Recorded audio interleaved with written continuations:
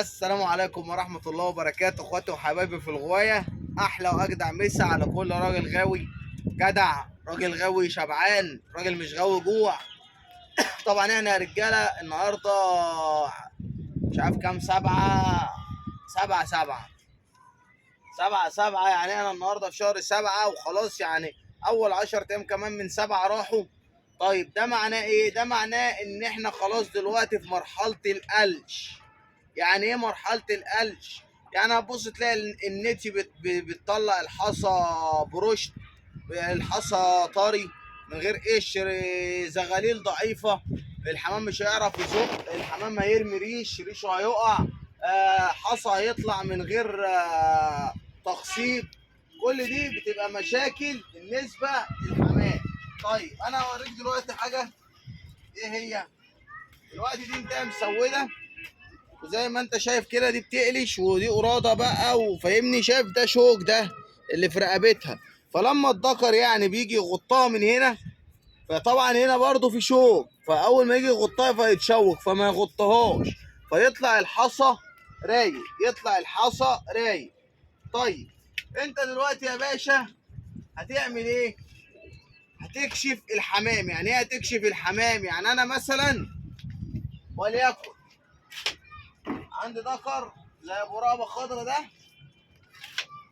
ده فرد حمام كبير في السن، فانا مش هرميه، جهده قليل. هكشفه من على النتايه، هريحه ياكل وياخد فيتامينات وصحته ترد، وارجع اديه للنتايه تاني. ده بالنسبه للقص وبالنسبه للنتايه، ده بالنسبه للذكر وبالنسبه للنتايه. طيب لو ذكر انا برضو جايبه تشار، يعني لسه فرد الحمام عايز يمشي مني، بيحسس الكلام ده مش مربيه انا زغلول.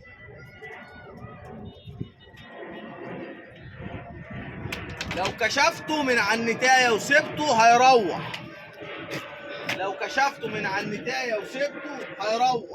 فبالتالي لازما تكشف وتقفل عليه ترجع له النتايه وتسيبه. ده بالنسبه. طيب بالنسبه بقى لموضوع الحلقه النهارده اللي هي الاولى خلاص انا خدتك فرختك، خدت منك عش، انا بتكلم عن نفسي. هشيلك احطك في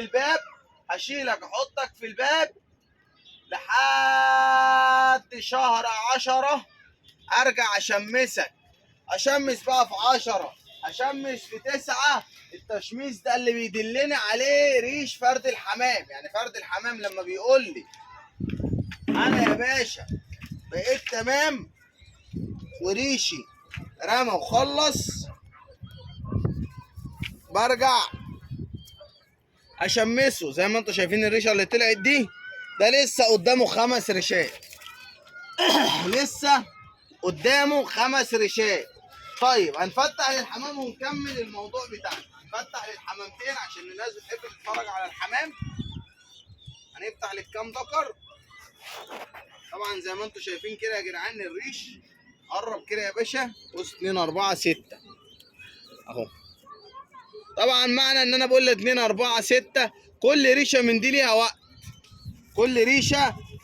يعني اللي عليه 5 يخلص قبل اللي عليه 4. لا، اللي عليه 4 بيخلص الاول، اللي عليه 4 يخلص قبل اللي عليه 6. في ناس بتسرق. بص بقى الحمام طالع بيعافر ازاي وهو طالع العرق. طب انت هتلاقي مثلا الفرد اللي بعده نفس الكلام. لا، مش هتلاقيه نفس الكلام. بص ده ريشه مفهوش اي حاجه، بس انا مسكت فرد الحمام ده ما فتحتلوش ليه يا رجاله؟ عشان برضه يبقى انتوا معايا. لقيت صدره مليان ذره، انا مش هينفع افتحه، جو حر وصدره مليان ذره، مش هينفع افتحه. حتى اللي ريشه بايظ المفروض ان انا ما افتحلوش، حتى اللي ريشه واقع زي كده المفروض ان انا ما افتحلوش. بس انا كده مش برمي ولا بجرد. تمام اهو الريش مبرى اهو، بص 2 4 6 2 4 6 اهو 7 اهو. طيب بالنسبه للديل، الديل لازم ان انت تنضفه، وهنعمل بقى حلقه عن تنظيف الحمام، وهقول لكم على السرقه. يعني ايه سرقه؟ سرقه الريش. يعني ايه سرقه ريش لفرد الحمام؟ يعني بتيجي يا باشا بتمسك فرد الحمام زي كده، ده عليه 5، مش عليه 5 يعني فاضل له 5 في القلش. ما هو احنا بنعرف منين ان الحمام خلص قلش؟ لما يخلص رمي الريش. وطول ما هو فرد الحمام متقفل عليه بباب هيرمي ممكن يرمي بالريشتين وبالتلاتة. لكن لو فرد الحمام يا رجاله سايب بيرمي ريشه ريشه، وهو بيرمي بيخلي التانية خلاص قبل ما تنشف يقوم رامي اللي بعديها. لكن وهو مقفول عليه فرد الحمام بيرمي زي ما بيقولوا بعبط، ممكن يرمي بالريشتين ويرمي بالتلاتة، يرمي بالريشتين ويرمي بالتلاتة. فانت لازما تخلي بالك من النقطة دي، لازم تخلي بالك من النقطة دي. اهو في حمام انت هتحس ان هو ريشه ما فيهوش اي مشكلة، ما تلعبش فيه، انت ما تلعبش فيه، يعني ما تلعبش في الريش بقى. خلاص انت شايف ان هو ريش وما فيهوش مشكله، خلاص. طيب انت دلوقتي يا صاحبي بعد ما خدت منه الزغلولين ورحت سيبته تاني خلاص، وقلت ايه؟ بصوا ريشه مظبوط، لان فرحان ده انا كنت ناسله الكتفين، ودوله مظبوط ودوله نضيف وكل حاجه فيه تمام ومظبوط. طيب ده دلوقتي هنسيبه كده هيرمي وهيجري. ركز بقى معايا الله يبارك لك في النقطه دي. ده لما هنسيبه دلوقتي هيجري وهيمشي، هيجري وهيمشي. طيب لو فضلت انا بقى، ركز بقى معايا، لو فضلت انا من شهر 7 او احنا في 7 علق الشوار وامشي الحمام واجمد الحمام واودي واعمل هيجي عليا التماسي، خش عليا التماسي تلاقي الناس، هتلاقي الناس الغواي متعلقين راكبين العالي، وانت حمامك عايز زي ما بيقولوا كده معونه من امريكا. معونه، الحمام مش قادر يرفع ظهره، الحمامتين مش عارفين يعلوا. ده بيبقى بسبب ايه يا رجاله؟ بسبب ان انت راجل ما اديتش الحمامه بتاعتك فتره الراحه المطلوبه. الحمام ده لازم يكون ليه فتره راحه، ولازم تعرفه هو كفرد حمام ان انا خلاص كشفتك، ان انت خلاص دلوقتي اللي انت فيه ده دلوقتي مش واخد نتايه، انت خلاص راجع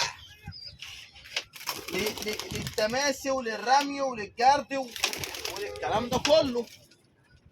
لازما تركز يا رجاله، نركز في النقطه دي عشان النقطه دي مهمه، والنقطه دي اللي هتخليك تعمل حمامتين.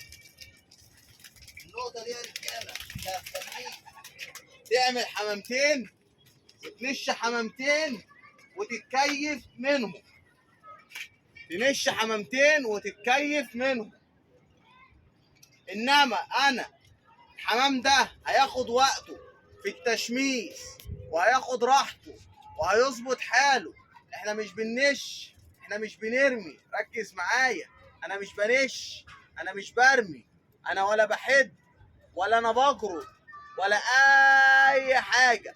انا ما الا طالع عارض لك معلومه، ركز معايا، وحابب افرجك على الحمامتين وهم سايبين، وبوريك ان انا المفروض دلوقتي الحمام ده من شهر 7 هيتقفل عليه في الباب كده، تمام؟ هقفل عليه في الباب لحد شهر 10، ياخد ال3 شهور واتابعه، فيتامينات، اكل، كل الحاجات دي. طيب انا لو سبت افرخه تاني يلحق يترمي السنه دي؟ لا، ما يلحقش.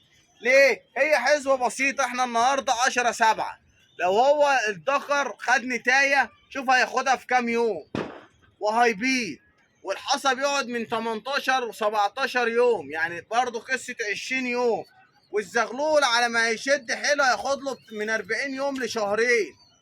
انت فاهم قصدي؟ يعني انت بتتكلم في حوالي 3 شهور. طب بعد ال3 شهور دول هتقول لي خلاص يبقى احنا كده خلاص من 7 ل10 وخلاص احنا نشيله. طب هو انت هتاخده من الضل للنار؟ انت هتاخده من زقه وتعبه وحالته ودنيته اللي انت بقى تاخده تقوم راح رميه؟ لا، هو لازم يرتاح، يتكلف، يقعد يتكلف، يرمي ريشه، يقلش، يتبدر، يتزبط، يترمي. طب هو هيرم نفسه ويرجع لصحته بعد ما كان بيزق والحاجات دي كلها في قد ايه؟ مش هيقل عن شهرين، مش هيقل عن شهرين. طيب بعد الشهرين دول فاهمني، ابتدي بقى انا النهارده ابدره، انا اجيب الاوكتوموسرين، احميه، امسك ريش ديله، انضف الديل، كل ده انا هعمل لكم فيديوهات ليها رجاله. لو عايز تنش وعايز تعمل اوله محدش ينام بيها، حمامه تعرف ترددها ظهر صبح يعني بالليل في الكحل، هتعرف ترددها في الدوره، مش هتخليها تلبت في دوره، هتعرف تعمل احلى شغل. لازم تتابعني وتنفذ الخطوات اللي انا بقول لك عليها دي، لازم تنفذ الخطوات ديت بالحرف. طيب الحمام اللي انا كشفته يعني دول فيهم بتاع 10 دكوره كانوا واخدين نتي، اللي سايبين دول دلوقتي دول انا كشفتهم ال10 دكوره وسبتهم معاهم، هفتح نفسهم مع بعض. ركز في النقطه دي عشان يبقى الشاب في نفس جهد الذكر ابن السنه ابن السنتين، يبقى الحمامه كلها تشوفها كتف واحد. بص صور الحمامه المساويت نازله على العرق بتنحنى. العنبري ده عشان كبير في السن، بس انا فرد الحمام ده بعزه فمش عايز اخرجه، مش عايز ابيعه. تمام. مرقع ده كان ملقي اهو ايه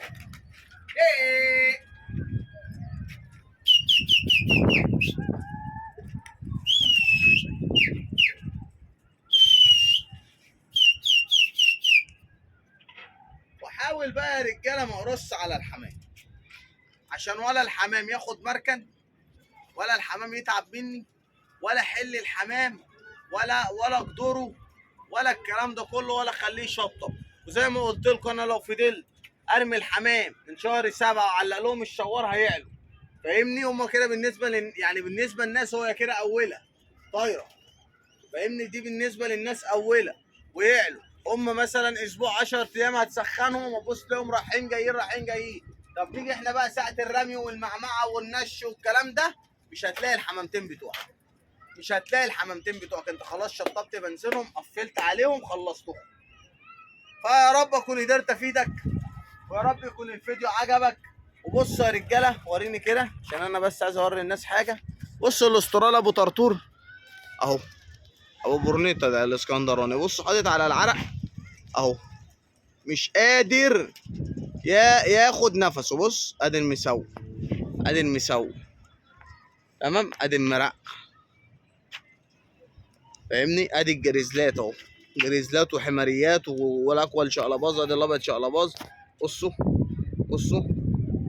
طيب بالله عليك حمام زي كده اهو ده معلش يعني هيترمي ازاي؟ دلوقتي يعني احنا في شهر 7 في الحر ده. بصوا العنبر الاسمر اهو، ده الحمام ده هيترمي ازاي دلوقتي؟ لا، هو يسيب دلوقتي يتشمس، نحط له طشت ميه بملح، ينزل مثلا يحمي نفسه، الكلام ده كله شغال. سيبه يطلع وينزل عشان يعرف ان خلاص مفيش نتي في الغيه، مفيش نتي، خلاص تمام، فاهمني؟ اسيبهم تحت الشبكه شويه، اقفل عليهم، اعمل موضوع سرقه الريش، تمام. انما تيجي تقول لي اصل انا النهارده رامي وجارد وخارب الدنيا، يبقى انت بقى معلش في الكلمه هتضحك الناس على نفسك وتضحك الناس على الناس الغواي. واحلى مسا عليكم، يا رب ما تكونوش نسيتوا اللايك يا رجاله، واحلى رجاله في الدنيا واحلى دعم. وطبعا انا بتاسف للناس اللي انا ما قلتش اساميها، بس ان شاء الله باذن الله انا هكتب اسامي الناس في ورقه، وفي الفيديو اللي جاي باذن الله هتلاقي اسمك واسامي كل الناس اللي بتتابعنا موجوده في الفيديوهات. واسيبهم كده يا رجاله، ولا شواره ولا صفاره ولا اي حاجه، واللي عايز يسقط يسقط، اللي عايز يسقط يسقط. كل واحد معاه عذره، كل واحد له عذره، اللي ريشه واقع، اللي تعبان، اللي كبر، اللي الجو حر، كل دي حاجات مسموح لك بيها، كل دي حاجات انت معذور، فاهمني؟ انت كفرد حمام انا عذرك، انت كبني ادم ما بتقدرش تاخد نفسك من الحر. والسلام عليكم ورحمه الله وبركاته.